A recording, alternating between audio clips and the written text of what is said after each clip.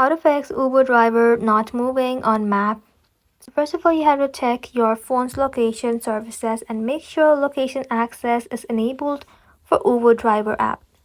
Now check your mobile data connection. Weaker cellular coverage can cause the map to freeze or update slowly, so you can try moving to an area with a stronger signal.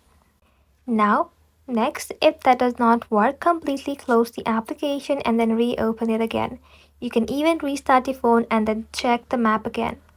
After that, visit the App Store or Google Play Store and make sure Uber driver application is up to date. And if the problem continues, you can sign out of your account and then sign back in again. Also, reinstall the application and see if that helps. That's it. Thank you all for watching. If this video was helpful, consider subscribing to our channel and liking this video.